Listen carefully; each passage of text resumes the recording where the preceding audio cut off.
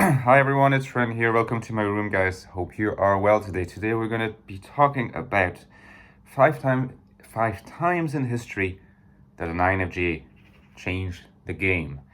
Now, before I move on to my topic, remember that I've written two books related directly to the INFJ: The Ecstatic Soul, my book on the INFJ, available down below, and my novel, The Infinite Castle, seen by some of my readers as an exploration of the INFJ consciousness from a fictional viewpoint. Less than $10, both available down below. Patreon link as well if you want to support my community. That is very much appreciated. Okay, so I thought about it and I realized you could find many instances of INFJ changing the game. In fact, more than 5 times. But I'm just going to keep it short and sweet in this video, and then if there is demand for more instances and examples, I can do that in a future video. Okay, so the first time, at least insofar as this list is concerned, because we are going to go chronologically, and INFJ changed the game, is obviously Plato. Plato, the Greek philosopher who was active in the 4th century BC for the most part. Hopefully that's correct. Teacher of Aristotle, came up with the theory of the forms and was a great contributor, if we had to think about it, to the systematization and professionalization of the philosophical discipline. He was one of the great progenitors of what we might call philosophical and metaphysical dualism, the difference between the realm of appearance and reality, the inventor of the notion of the enlightened monarch or the philosopher king. He obviously invented countless myths like the allegory of the cave that a lot of people know about, and he was very prominent in promoting the confluence, the bringing together of philosophy and mathematics, and particularly philosophy and geometry. There's a saying that the academy, which is the school that Plato founded, would not accept anybody who hasn't had a thorough training in geometry, which is interesting. So, if you like, philosophy always has had a relationship both with the sciences and with math on the one hand, and also with theology on the other. It's like there's that kind of tense relationship, pulled in both directions by one or the other. And you find the original kind of combination in the works of Plato, because he's very mystical in one way and quasi-religious. You find a lot of the ideas that would become prominent in Augustine, in Christianity, the idea of the city of God and the city of man. Of course, it's not phrased like that in Plato, but you have the sort of the seed of those ideas all explored in his dialogues. He has also great concepts of love, like platonic love, for example. It's remained, to this day, that's testament to his influence. So, arguably one of the most important philosophers in history, perhaps the most important. There's a philosopher once said that philosophy consists of footnotes to Plato, which probably is kind of a bit of a slogan, really. It's not entirely true, but there is a grain of truth, and it's a nice phrase. So Plato is number one. And number two is the man Jesus, of course. Jesus changed the game because, before Jesus, before Jesus appeared in Bethlehem and Nazareth, you had paganism, you had Judaism, you had Zoroastrianism, a little bit further. But, the works of Jesus and the Gospels brought about the advent of Christianity, which is now, and will be at least for a while, the biggest religion in the world. To this day, there are 2.4 to 2.5 billion Christians in the world. Islam is at 1.9, and it could be argued that, if you take the average of Muslims versus the average of Christians, maybe there is the relationship to faith, on average, is stronger in the case of Muslims. But nevertheless, in terms of pure figures, Christianity is the dominant religion. it has its own state. You imagine that? Catholicism has its own state. So it is testament to having changed the game, you know. The Vatican City, the Holy See, is a state. The Pope is the head of that state. We speak in terms of, we're in the year 2023 AD, right?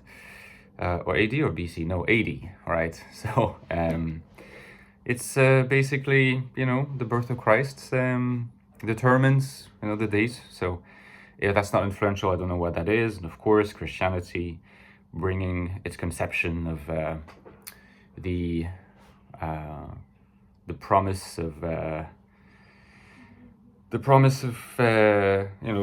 elements of, obviously elements of Judaism, but bringing in the concept of the prophet who's at the same time the Son of God, the Trinity, all these controversial doctrines that people are still wrapping their heads around to this day. The whole system of the church. I mean, Jesus was the origin of all that, so he changed the game. Now, the third INFJ who changed the game and is a prophet, just like Jesus, is the Prophet Muhammad, of course, who, it's with him really that Islam begins.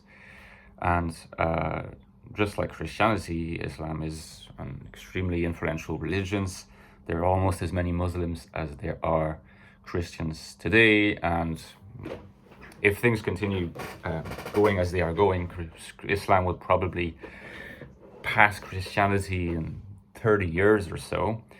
And Muhammad experienced an encounter with the Archangel Gabriel. He was not literate. It was a miracle that he was able to memorize the Quran. The Quran is the word of God as conveyed by the Archangel Gabriel. And he's the last prophet of the Abrahamic religions. And he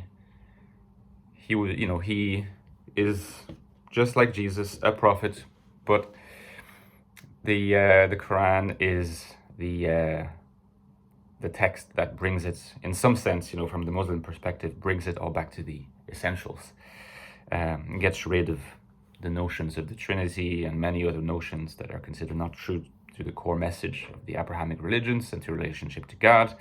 The originator was Prophet Muhammad, widely believed to have been an INFJ, charismatic leader, not just a religious leader, but also a state leader.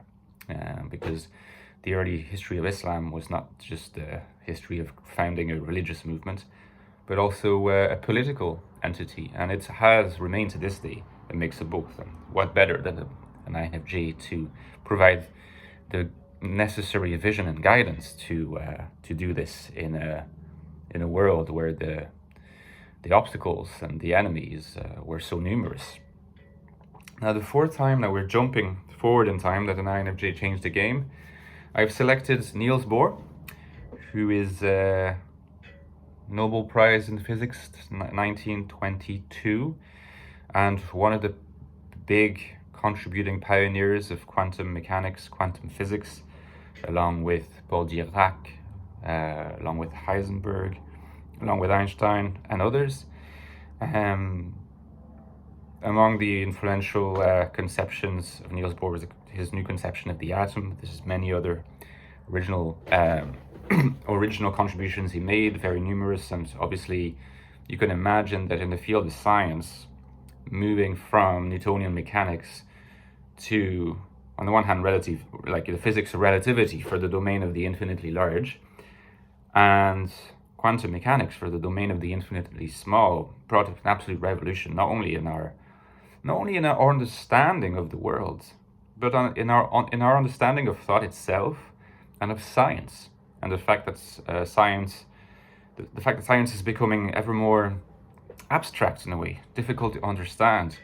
That empiricism, the idea that science is just about how what we can observe, what we can verify, should inform all of our statements, postulate statements, and conclusions. It's just something, a theory that was very popular for a long time. It turned out to be given the lie pretty much completely. by something like, quantum physics, where the abstract mathematical constructions are, they proliferate, and become ever more abstract, and we have all these strange and, to this day, theoretically not completely satisfying constructions. There's a sense that the failure to unify relativity and quantum physics is indicative of the incompleteness, or at least the quantum physics side of things. But there's no denying that it's still absolutely bursting with concepts and ideas that are going to continue to be very influential, not just on the world and on how science is conducted, but on the individual mind and how we think of things. And to finish things off, maybe this will be expected by people who know me well, but I'll finish with the philosopher Ludwig Wittgenstein, Austrian philosopher who was active in the 20th century, probably the most influential philosopher in the 20th century and since then. Ludwig Wittgenstein, taught for the majority of his career at Cambridge.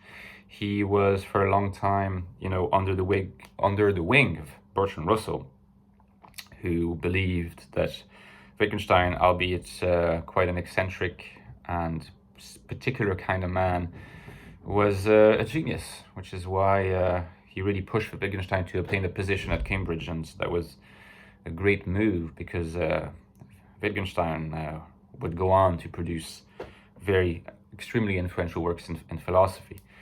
So, it's really interesting to compare Wittgenstein and Plato at, 2.5 millennia's distance in time, because Plato in some way had that tension between myth on the one hand and mathematics on the other, and that tension could never be resolved in terms of how do we bring these two aspects together in a coherent philosophical system.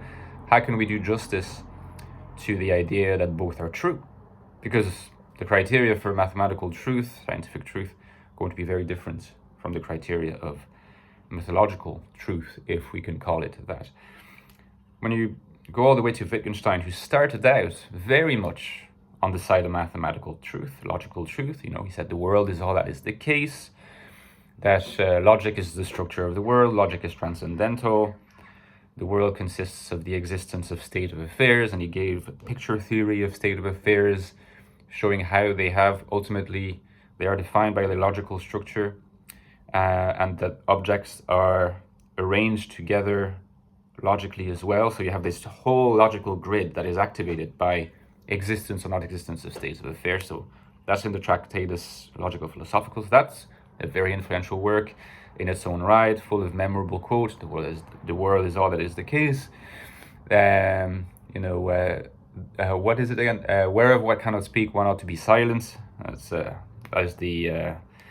That is the last aphorism of the Tractatus. But he moved on in the philosophical investigations to move towards more of a linguistic conception of philosophy and of truth, the idea of ostensive truth, the ostensive definition of truth, which he associated with the concept of language game. In other words, that different communities have different forms of life where the criteria for what truth is very much depends on the implicit rules of that linguistic community, and that there is no transcendental conception of truth.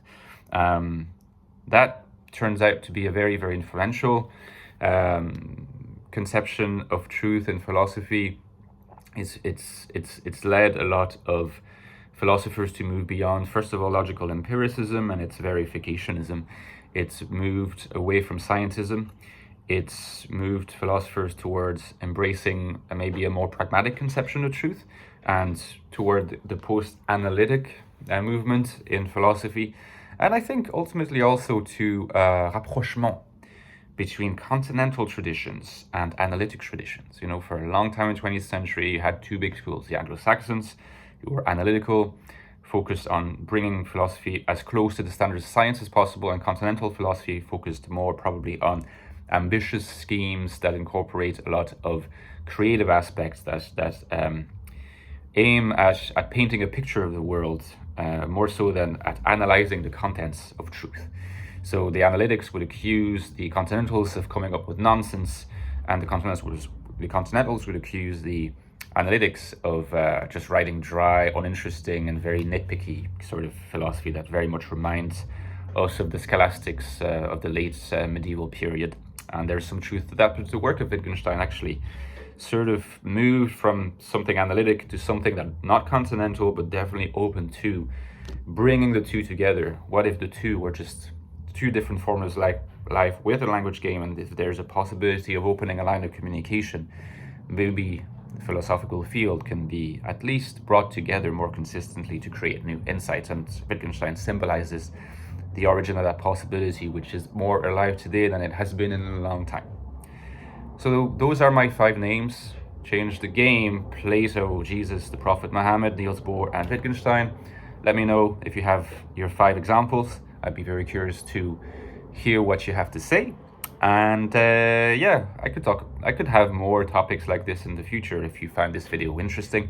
In the meantime, enjoy the rest of your Sunday, guys. I'm gonna rest because I was out last night and I am tired. All right, see you guys soon. It was lovely to see you.